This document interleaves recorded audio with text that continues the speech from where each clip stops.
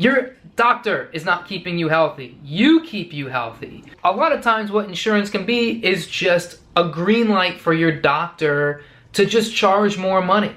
Taxed for not using any health insurance at all. At all. It was almost as if I was paying between $100 and $200 a month for insurance I didn't even use in the first place.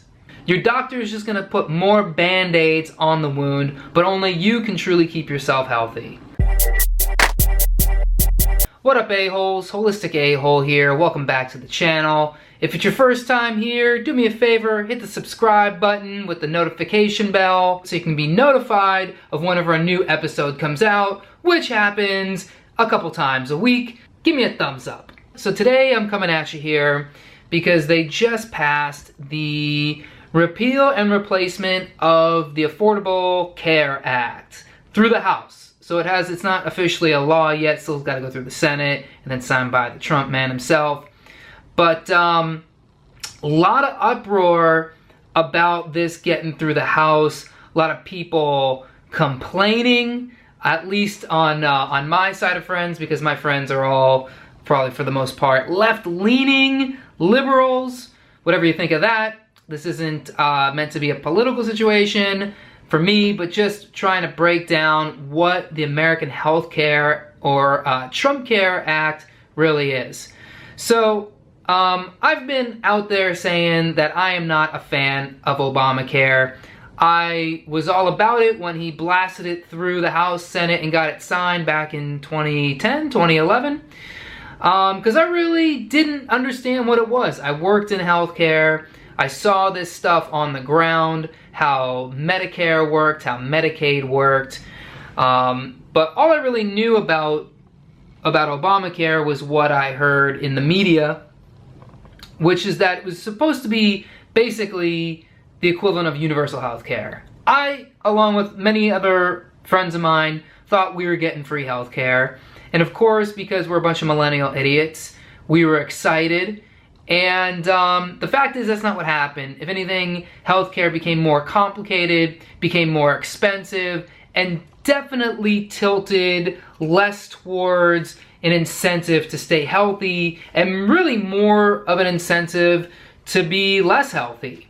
You know, my biggest gripe with the with the Affordable Care Act was the individual mandate. You know, you gotta pay money even if you opt out of the exchanges. And this is a problem for me because living in New York especially, our insurance premiums are really high. Really high. I don't know where we rank in terms of, you know, nationally, but I'd imagine the state of New York is up there in the top tier of most expensive insurance. And, you know, when you look around, when my wife and I went looking around for insurance, basically what we found was the amount that we would have to pay per month was completely unreasonable. You know, we were fortunate enough to, you know, be pretty solid middle class income earners between the two of us. And the fact is, the Affordable Care Act does not look out for people who make middle class money. You either have to be, you know, super poor to get all the subsidies. You gotta make less than, I think, $19,000 or $15,000 a year to max out those subsidies and get on, you know, those sweet bronze plans, you know, while you're paying less than, I don't know, $100 a month or something, if you're paying anything at all.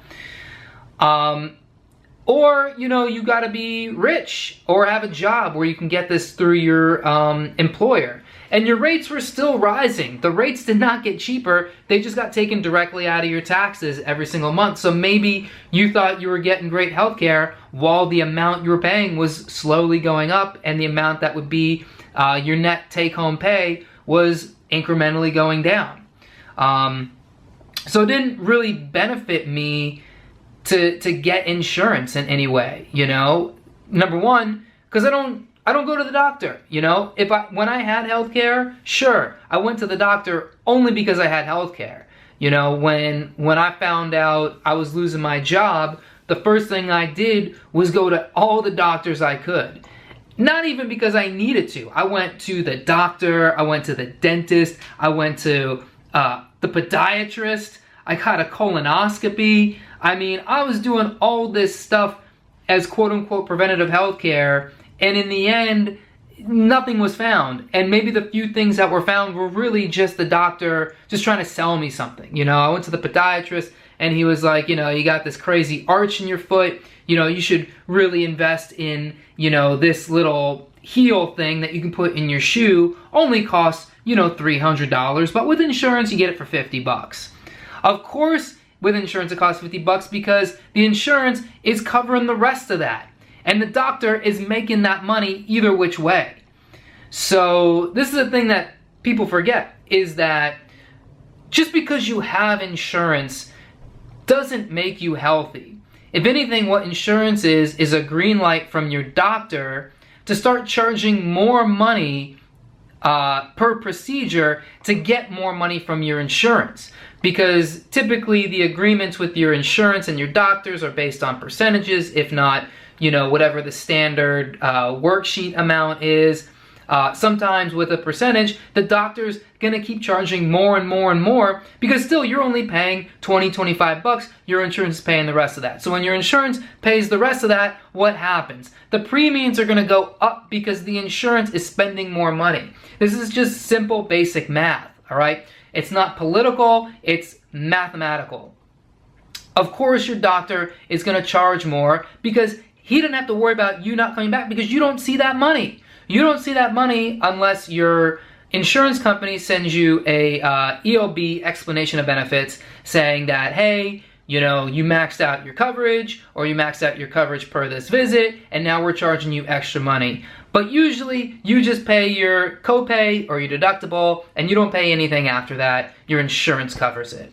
So a lot of times what insurance can be is just a green light for your doctor to just charge more money. So going back to the individual mandate, I'm happy the individual mandate, what essentially Trump Care does is it repeals the individual mandate, which was my biggest gripe, because why should people who opt out of healthcare, usually for economic purposes, i.e. I didn't get healthcare only because I feel like I'm healthy and I can take care of myself, I opted out of healthcare or health insurance because it was a waste of money. For me and my wife to get insurance would have costed us over $700 a month for the bronze plan, which still includes a $10,000 deductible. So if we wanted to use our healthcare, if we had to use our healthcare, we would be spending over $18,000 a year before we saw any benefits come from using the insurance coverage. So because economically I decide that that is not a feasible option for me and my family, now I'm being taxed. I gotta get taxed. This year it was over $1,000. I don't remember, it was somewhere between $1,000 and $2,000 taxed for not using any health insurance at all. At all. It was almost as if I was paying between $100 and $200 a month for insurance I didn't even use in the first place. And what does that money go? That money goes to subsidize all the people using their insurance. Because all the people using their insurance, I shouldn't say all, but what a lot of people do is they use their health insurance as their health care. They don't proactively eat right and exercise and sleep and take care of themselves to provide their health care. They rely on the doctor to fill out prescriptions for their blood pressure or their psychoactive medications, their Xanax, you know, your Lipitrol, your blood sugar medications, your crutches, your wheelchair, whatever it is. You know what I mean? And granted, a lot of that stuff is needed by a lot of people. But also, a lot of people have become dependent on that medication. And when you're dependent on, let's say, blood pressure medication or mental health medications, NSRIs or SSRIs, and different things to help chronic illness, you don't realize that you can actually solve a lot of that stuff simply through diet and lifestyle. People aren't motivated to get themselves healthy through lifestyle choices because they've got the crutch of their doctor constantly filling out new prescriptions. And it's my individual mandate tax money that's paying for people to continue this cycle. And the fact is, as people continue to stay sick, healthcare costs continue to go up. Again, basic economics. The demand of healthcare stays high, the cost of healthcare is going to stay high. People have to go to their doctors. And what do I talk about more than anything? Stay away from your doctor. Don't rely on your doctor. Your doctor is not keeping you healthy. He's keeping you sick because that's how he continues to make money. He's got to keep his lights on. He's got to keep his, his family fed. And let's be honest, he's got to afford nice cars. He's got to be able to afford, he's got to be able to pay off his medical school bills, Your doctor is also a businessman. Very simple situation to break down. There is the controversy in the Trump Care Act of pre-existing conditions. That's really fucked up.